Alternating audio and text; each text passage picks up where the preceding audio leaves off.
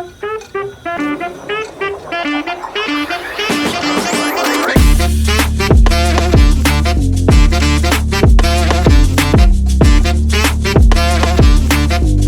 dari kelompok 2. Halo semuanya. Sekarang kami akan berangkat menuju Museum Kebangkitan Nasional. Yuk ikutin kita terus. Let's go. Kita berangkat pada pukul 7.30 dan perjalanan kita ditempuh kurang lebih selama 1 jam. Ya oke guys, jadi kita sedang mengisi bensin. Karena Kita udah mau tes guys, tes. nah ya itu ya. Kita udah mobil guys. Nah, ada mobil. Ini edisi mobil Brio guys. Oke. Online. Apa dia ngomong apa? Pertama-tama, kita masuk lewat tol Jatikarya. Lanjut, masuk ke tol Jagorawi. Setelah itu, kita lanjut arah tol Cawang, Cililitan. Kita keluar tol di Cempaka Putih, menempuh kurang lebih 15 menit, akan sampai ke Museum Kebangkitan Nasional. Halo semuanya. Ya, jadi kita sekarang sudah sampai nih di Museum Kebangkitan Nasional. Jadi teman-teman semua, Museum Kebangkitan Nasional ini yang berada di Jalan Abdul Rahman Soleh nomor 26 Senen, Kecamatan Senen, yang tepatnya di Kota Jakarta Pusat, di belakang RSPAD Gatot Subroto. Nah, jadi museum itu sangat mudah gitu. Lokasinya diketahui oleh para pengunjung ya, karena emang di sini juga udah banyak gitu kan langsung ketemu ini Museum Kebangkitan Nasional. Jadi teman-teman yang mau ke Museum Kebangkitan Nasional tuh pasti nyari di Museum Kebangkitan Nasional pasti ntar langsung gampang carinya guys. Nah, museum ini juga setiap hari buka kecuali pada hari Senin, yang dimana setiap hari libur nasional juga libur tuh pada jam 9 pagi hingga jam 4 sore. Untuk mengunjungi museum ini juga termasuk tergolong murah banget tuh, cuma Rp2.000 doang. Habis itu kita dapat berjalan-jalan serta mempelajari cara sejarah terbentuknya Indonesia. Kira guys.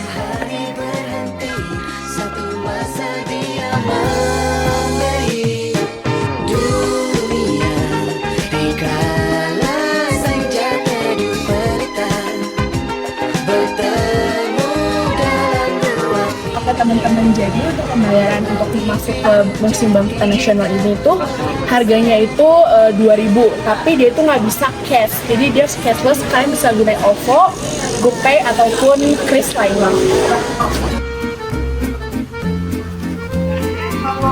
Nah, jadi teman-teman, Museum Kebangkitan Nasional ini adalah sebuah gedung yang dibangun sebagai monumen tempat lahir dan berkembangnya kesadaran nasional. Nah, di tempat ini pula ditemukannya organisasi mobil utama di Indonesia, yaitu Budi Utomo. Oke teman-teman, jadi sebelum bangunan ini terbentuk sebagai museum, dulu ini adalah sekolah ya teman-teman, yang didirikan oleh Belanda, yang biasa disingkat dengan Stovia atau Sekolah Dokter Bumi Putra. Nah, kemudian seiring dengan berjalannya waktu, ini tuh gedung ini dialihfungsikan menjadi Museum Kebangkitan Nasional. Untuk sejarah lengkapnya, cek sebagai berikut ya. Gedung ini dibangun oleh Tentara Zeni Angkatan Darat Hindia Belanda pada tahun 1899. Pembangunannya selesai pada tahun 1902 dan diberi nama Stovia atau Dokter Jawa, yaitu sekolah pendidikan kedokteran bagi pribumi yang dibuka hingga tahun 1925. Gedung Stovia menjadi saksi terbentuknya organisasi Budi Utomo yang didirikan pada tanggal 20 Mei 1908 oleh Dr. Sutomo karena terinspirasi oleh pemikiran Dr. Wahidin untuk membantu anak-anak Jawa bersekolah. Tahun 1926, Gedung Stovia tidak lagi digunakan sebagai sekolah dokter Jawa, melainkan untuk sekolah AMS dan Mulo hingga tahun 1942. Gedung ini kemudian digunakan oleh Jepang sebagai kamp tahanan ex-tentara Belanda hingga tahun 1945. Setelah Indonesia merdeka, sampai tahun 1973, gedung ini dihuni oleh ex-tentara KNIL Batalion 5. Pada tanggal 20 Mei 1974, bertepatan dengan peringatan Kebangkitan Nasional, gedung ini diresmikan menjadi Gedung Kebangkitan Nasional oleh Presiden Soeharto. Setelah itu, pada tanggal 17 Februari tahun 1984, Gedung Stovia resmi menjadi Museum Kebangkitan Nasional.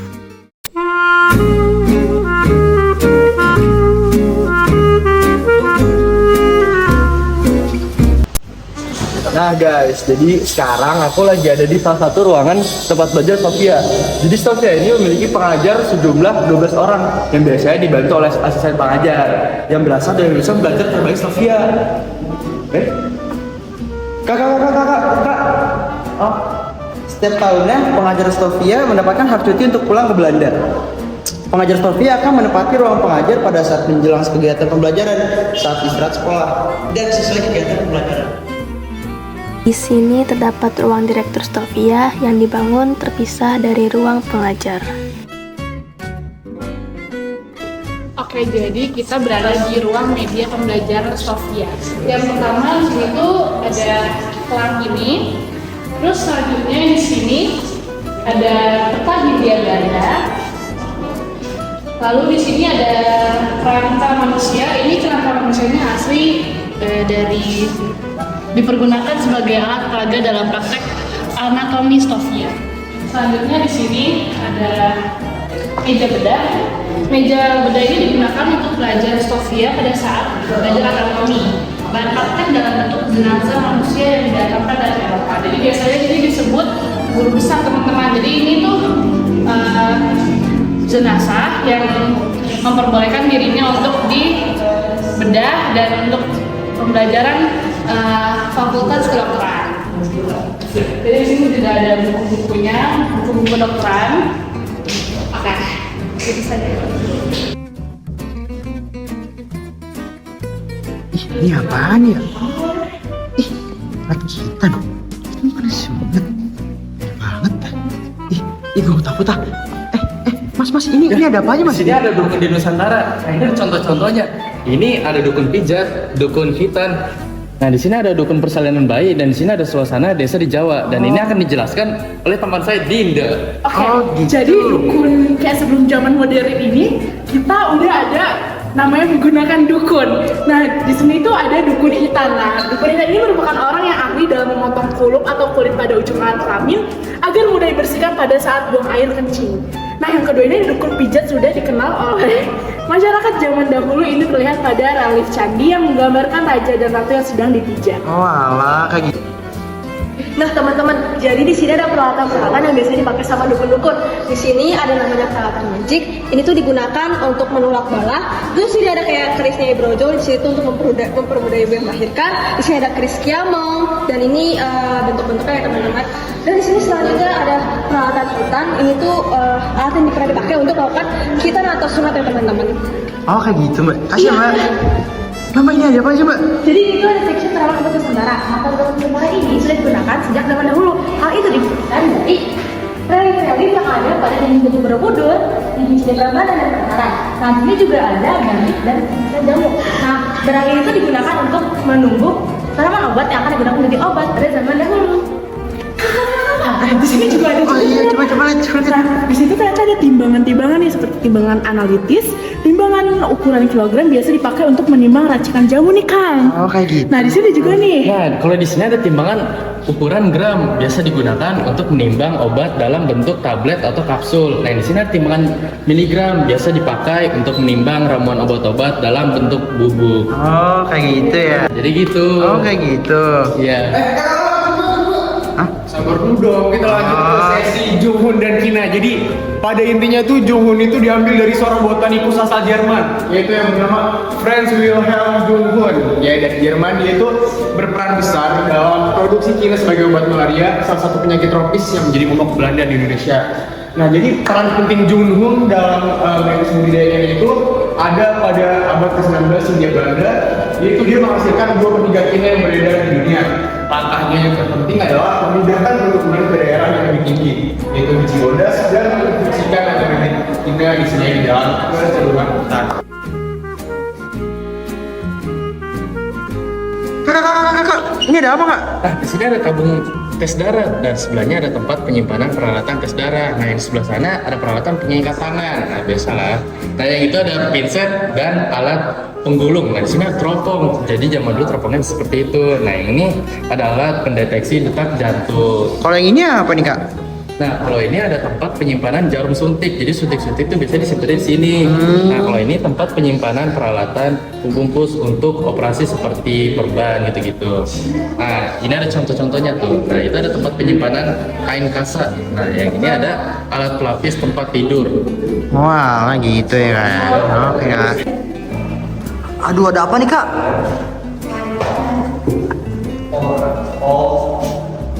Waduh.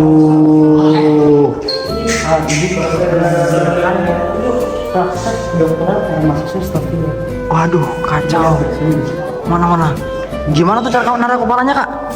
Dengan alat ini, mahasiswa Stofia dapat mempelajari dan memperdalam pengetahuan tentang isi kepala otak manusia. Kalian. Bahaya banget ya Kak. Waduh, serem juga nih. Nah, jadi di sini juga dijelaskan urutan direktur sekolah dokter Jawa yang dimulai dari pada tahun 1851 oleh Dr. Dicker dan diakhiri pada tahun 1901 Dr. Kiwet Gejong. Dan di sini bisa kita lihat juga contoh replika ijazah sekolah dokter Jawa pada tahun segitu. Mas, ini siapa Mas? Nah, ini tuh salah satu direkturnya, yaitu si Dr. Dicker tadi, salah satu direktur pertama sekolah dokter Jawa. Boleh sampingnya? Yang ini juga salah satu, ini direktur juga, tapi pada tahun 1888 sampai 1996. Iya, itu dia. Oh gitu. Nah, ini kan ruang sekolah dokter Jawa. Pasti ada alat medis ya dong. Jadi di sini tuh ada gigi, ada Spiegel, ada terpatel, ada encoder, terus ini ada troka, terus ini ada X-Hack. Ini tuh fungsi-fungsinya teman-teman bisa baca aja sendiri ya teman-teman. Ih Kak, ini kayak buat yang di film itu sih Kak. Yang apa tuh? Ini kayak PMR gitu. Oh. Ngeliat nggak Kak? Iya. Nah, selanjutnya di sini udah operasi kecil-kecil untuk operasi mulut, ada untuk alat untuk mengambil amandel, untuk operasi alat tenggorokan, untuk membersihkan kandang gigi, alat untuk melihat gigi atau gusi, alat pada operasi tenggorokan, alat bantu pada operasi amandel, dan ada alat bantu operasi amandel. Oh, banyak juga ya Kak.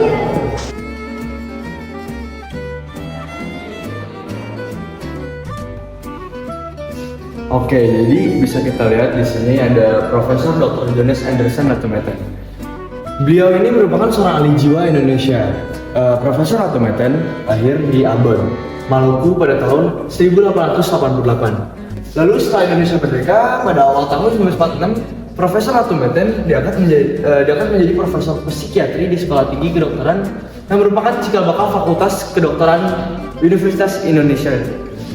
Lalu Profesor Latumeten meninggal dunia pada tahun 1948, tepatnya 30 Mei dalam usianya yaitu 60 tahun. Begitu. Oke teman-teman, yang selanjutnya ini adalah Anna Erin Warau. Yang bulan ini merupakan perempuan kedua yang berhasil masuk ke Stofia. Setelah lulus, Anna Erin Warau ini menikah dan menemani suaminya ke Belanda untuk memperoleh sertifikat dokter dan mengambil spesialisasi otorinolaryngologi yang ada di Universitas Leiden. Nah, setelah itu beliau juga menjadi seorang dokter partikulir aldium di kompleks rumah sakit Semarang bersama dokter besar. Nah teman-teman, jadi di sini tuh ada pelopor dokter perempuan pertama Indonesia, namanya itu Marie Thomas. Nah, Marie Thomas ini tuh dia berhasil mendapatkan beasiswa dari Sofia yang menghantarkan dia masuk ke Stofia teman-teman. Nah, faktanya si Marie Thomas ini tuh adalah salah satu atau satu-satunya perempuan yang berhasil masuk ke Stofia di antara 180 orang laki-laki ya teman-teman. Nah, dia itu berhasil masuk pada tanggal 26 April 1922 dan dia lulus dengan nilai memuaskan ya teman-teman. Nah, lulusannya ini menjadi bahan berita di Hindia Belanda karena si Marie Thomas ini menjadi dokter perempuan di Indonesia. Nah, sekarang kita ada di ruangan yang menjadi saksi dari peristiwa terbentuknya organisasi Budi Utomo pada tanggal 20 Mei tahun 1908. Orang-orangnya berasal dari berbagai suku. Ada dari Jawa, Bugis, dan juga Minahasa. Oke teman-teman, jadi sekarang kita berada di ruang asrama para pelajar Stofia, dan jadi mereka ini wajib banget tinggal di asrama ini karena mereka tuh harus menjalani hidup yang disiplin dan juga mereka ini sangat ketat karena setiap malam ini ada pengawasnya yang biasa disebutnya suppos, itu keliling untuk ngecek-ngecek mereka.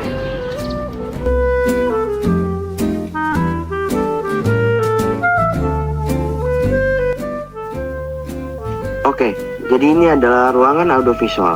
Saat kita masuk ke dalam, tampilannya mirip seperti bioskop. Terdapat kursi dan layar lebarnya. Nah, di dalam sini kita bisa menonton berbagai informasi mengenai sejarah terbentuknya Museum Kebangkitan Nasional.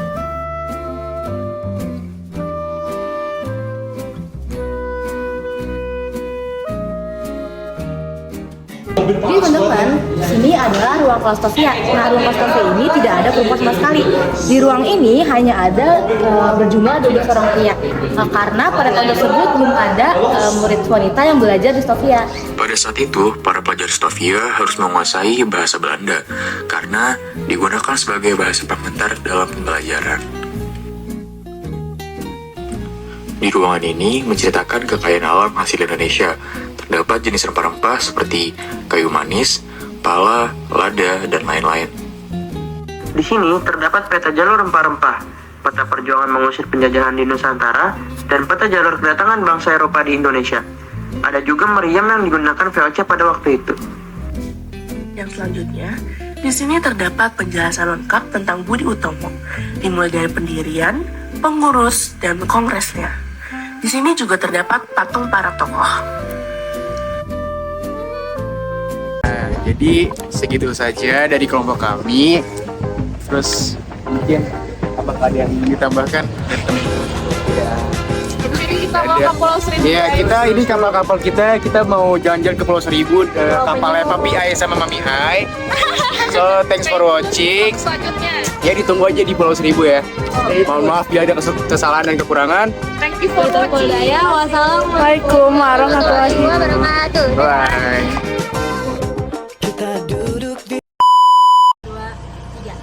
Halo semuanya. Siapa yang mau? 1, 2, 3. Halo semuanya. Apa?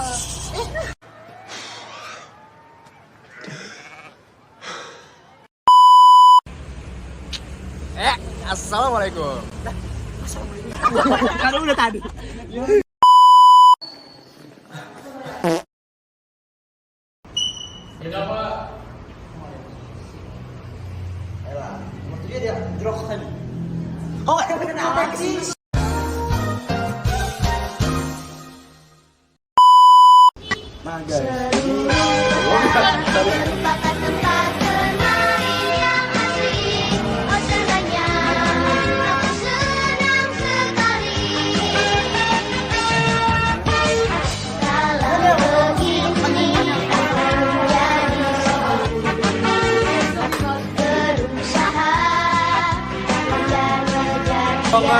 Usul Dr. Willem Bosch.